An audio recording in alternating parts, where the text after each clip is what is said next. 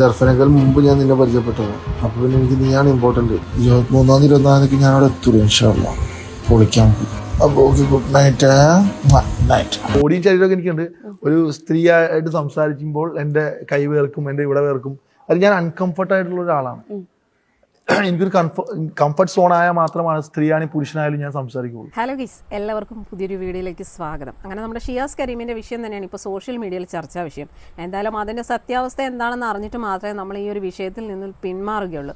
ഇപ്പോൾ വീണ്ടും ഈ പറയുന്ന ഷിയാസ് കരീമിനെതിരായിട്ടുള്ള കുറച്ച് വോയിസുകൾ കൂടെ പുറത്തു വന്നിട്ടുണ്ട്. അതായത് ഷിയാസ് ഈ പരാതിക്കാരിക്ക് അയച്ചിരിക്കുന്ന വോയിസ് മെസ്സേജ് കുറച്ചുകൂടെ ഇപ്പോൾ പുറത്ത് വന്നിട്ടുണ്ട്. നമുക്ക് എന്തായാലും അതൊന്ന് കേൾക്കാം.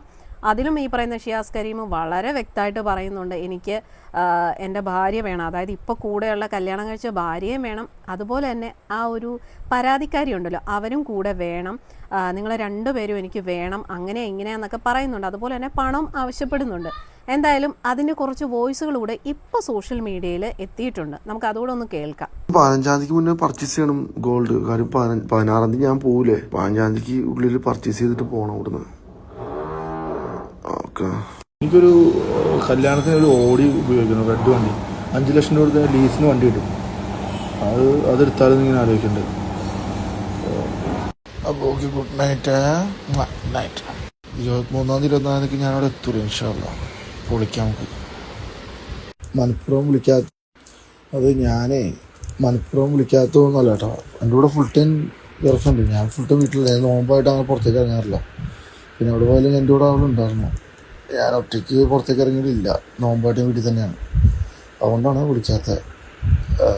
പിന്നെ വേറെ പ്രത്യേകിച്ച് വിശേഷങ്ങളൊന്നുമില്ല. വീട്ടിൽ തന്നെ ഇരിപ്പാണ്. പരിപാടികളൊക്കെ കുറവാണ്. അതുകൊണ്ടാണ് വിളിക്കാത്തത്. ഓക്കെ, പക്ഷേ അത് നോമ്പൊക്കെ സംസാരിക്കാം. ഞാൻ വിളിച്ചായിരുന്നു, എടുത്തില്ല. അതുകൊണ്ട് മെസ്സേജാ. ഉമ്മ എൻ്റെ അടുത്ത് ഇപ്പം ഒന്ന് പറഞ്ഞു. അല്ല വേറെ അപ്പോഴും ഞാൻ അങ്ങനെയൊന്നും വിചാരിക്കില്ല. നമ്മളിങ്ങനെ കല്യാണം കഴിച്ചിട്ട് മാറിയിട്ടൊന്നുമല്ല. ഞാൻ നിൻ്റെ അടുത്തല്ല, ഇത് നമ്മളൊരു അഡ്ജസ്റ്റ് ചെയ്ത് പോകേണ്ട ജീവിതം, അല്ലെങ്കിൽ പിന്നെ മുന്നോട്ട് പോകില്ല.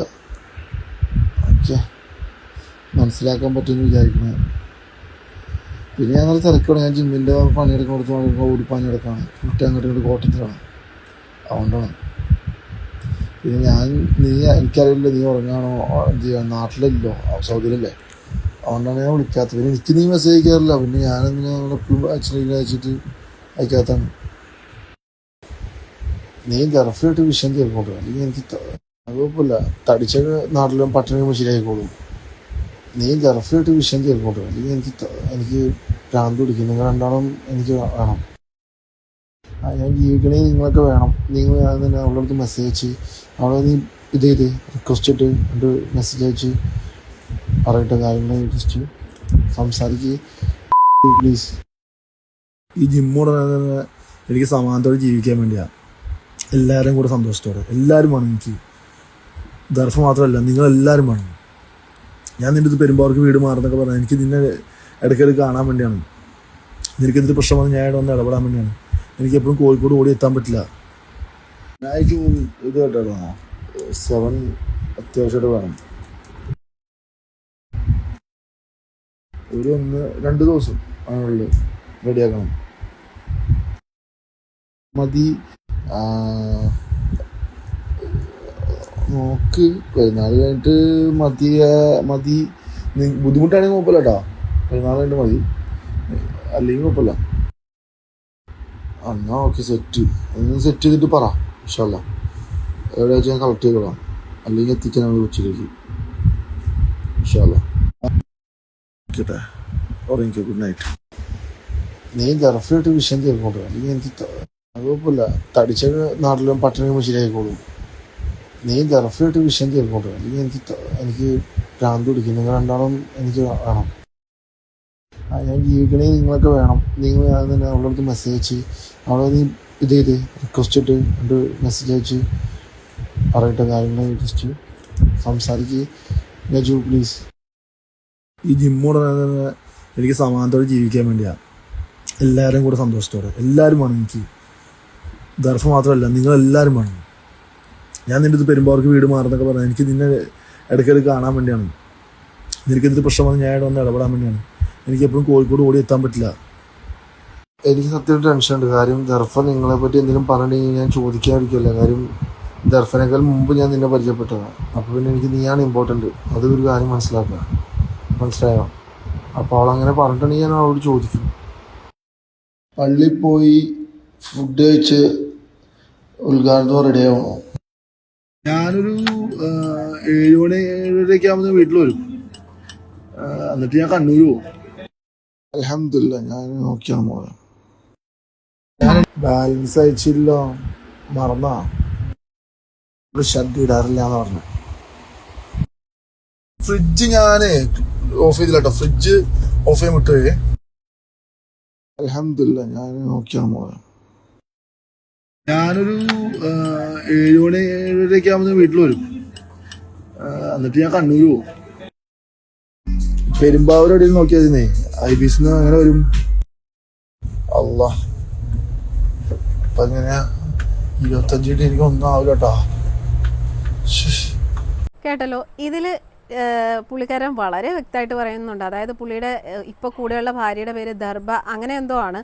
അപ്പോൾ അവരുമായിട്ട് നീ കമ്പനി ആവണം, നീ ഒരു റിക്വസ്റ്റ് അയക്ക്, നിങ്ങൾ രണ്ടുപേരെ എനിക്ക് വേണം, അങ്ങനെയൊക്കെ പറയുന്നുണ്ട്. അതായത് കാര്യങ്ങളൊക്കെ നടക്കാനായിട്ട് കൂടെയുള്ള ഭാര്യ, അതായത് എല്ലാവരെയും കാണിക്കാനും സമൂഹത്തിന് മുന്നിൽ താലി കെട്ടിയ ഭാര്യ എന്ന് പറയുന്നത് ഇപ്പോൾ കൂടെ ഉള്ളത്.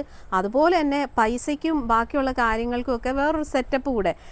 അത് ആണ് ഈ പറയുന്ന പരാതിക്കാരിയായിട്ടുള്ള ആ ഒരു പെൺകുട്ടി. അങ്ങനെ ആ പെൺകുട്ടിയുടെ കയ്യിൽ നിന്നും നല്ല രീതിയിൽ പണം ഈ പറയുന്ന ഷിയാസ് കരീം മുതലാക്കിയിട്ടുണ്ട്. പണം മാത്രമല്ല, ഇവർ ലിവിങ് റിലേഷനിൽ കഴിഞ്ഞവരാണ്. എന്നിട്ട് പറയുന്നുണ്ട് ഈ പെണ്ണിൻ്റെ വീട് കോഴിക്കോടെങ്ങാണ്ടാണ്. അപ്പോൾ നീ പെരുമ്പാവൂർ വന്ന് താമസിക്കണം, എനിക്ക് എപ്പോഴും കോഴിക്കോടേക്ക് വരാൻ പറ്റത്തില്ല, അപ്പോൾ നീ പെരുമ്പാവൂരേക്ക് വരണം എന്നൊക്കെ പറയുന്നുണ്ട്. എന്തായാലും ഇവൻ നല്ലൊരു കോഴി തന്നെയാണ് കേട്ടോ. ഒരു ന്യൂസ് പുറത്ത് വന്നുകൊണ്ട് ആ ഒരു പെൺകുട്ടി പരാതി കൊടുത്തുകൊണ്ടാണ് ഇവൻ്റെ തനി നിറം പുറത്തായത്. പരാതി കൊടുക്കുക മാത്രമല്ല, തെളിവുകൾ ഉൾപ്പെടെയാണ് ആ ഒരു പെൺകുട്ടി സമർപ്പിച്ചിരിക്കുന്നത്.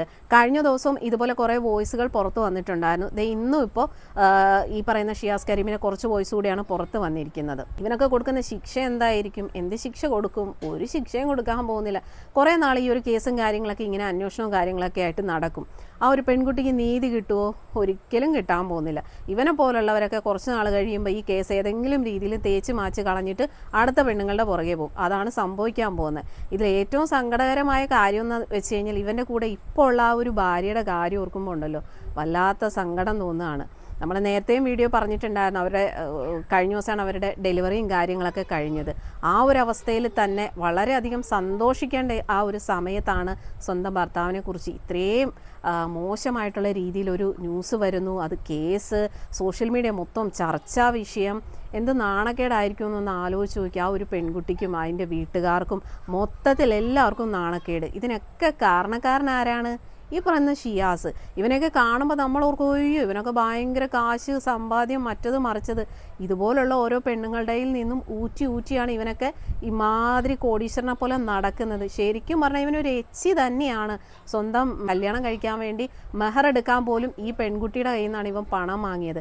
അതുപോലെ തന്നെ ഇവൻ്റെ ഒരു പുതിയ ജിമ്മ് തുടങ്ങാൻ വേണ്ടിയിട്ടുള്ള പണം ഈ പെൺകുട്ടിയുടെ കയ്യിൽ നിന്നാണ് ഇവൻ വാങ്ങിയത്. എങ്കിൽ പിന്നെ ഇവൻ ആ പെണ്ണിനെ കല്യാണം കഴിച്ചാൽ പോരായിരുന്നോ? ആ ഒരു പെണ്ണുമായിട്ട് അവന് ജീവിച്ചാൽ പോരായിരുന്നോ? അപ്പോൾ അവൻ അത് പറ്റത്തില്ല. കല്യാണം കഴിക്കാൻ വേറൊരുത്തി, അവിഹിതത്തിന് വേറൊരുത്തി. എന്താ ഇതിനൊക്കെ പറയണ്ടേ? എന്തായാലും ആ ഒരു പെൺകുട്ടിക്ക് നല്ല രീതിയിൽ അബദ്ധം പറ്റി. ഇവിടെ നമ്മൾ ഷിയാസിന് മാത്രം പറഞ്ഞിട്ട് കാര്യമില്ല. ഇതിനെല്ലാത്തിനും കൂടെ നിന്ന് പണം എല്ലാത്തിനും കൊടുത്ത ആ ഒരു പെൺകുട്ടിയും ഇതിൽ തെറ്റുകാരിയല്ലേ? ഇല്ലയെന്ന് പറയാൻ പറ്റുമോ? കാരണം അവർക്കറിയാം ഷിയാസ് കല്യാണം കഴിക്കാൻ പോകുന്ന കാര്യങ്ങളും എല്ലാം അറിയാവുന്നൊരു സ്ത്രീയായിരുന്നു. എങ്കിൽ പിന്നെ എന്തിനാണ് ഷിയാസ് വേറൊരു കല്യാണം കഴിക്കാൻ ഇവർ അനുവാദം കൊടുത്തത്? ബോഡിയും ശരീരമൊക്കെ എനിക്കുണ്ട്. ഒരു സ്ത്രീയായിട്ട് സംസാരിക്കുമ്പോൾ എൻ്റെ കൈ വേർക്കും, എൻ്റെ ഇവിടെ വേർക്കും. അത് ഞാൻ അൺകംഫർട്ട് ആയിട്ടുള്ള ഒരാളാണ്. എനിക്കൊരു കംഫർട്ട് സോൺ ആയാൽ മാത്രമാണ് സ്ത്രീയാണെങ്കിൽ പുരുഷനായാലും ഞാൻ സംസാരിക്കുള്ളൂ. ഞാൻ പറഞ്ഞില്ല, എൻ്റെ കൂടെ പ്രേമം നടിച്ച് കൊണ്ടുപോയിട്ട് കേസ് കൊടുത്തിട്ടൊന്നും കാര്യമൊന്നുമില്ല. അത് ഞാൻ പറഞ്ഞു, പൊട്ടന്മാരായ ആളുകൾ വിശ്വസിക്കും. വിദ്യാഭ്യാസമില്ലാത്ത ആളുകൾക്ക് വിശ്വസിക്കാം എന്നെ പീഡന വീരെന്നോ അല്ലെങ്കിൽ പീഡിപ്പിച്ചോ എന്തോന്ന് പറയാം. വിദ്യാഭ്യാസമുള്ള എല്ലാ ആളുകൾക്കും അത് മനസ്സിലാക്കാൻ പറ്റും.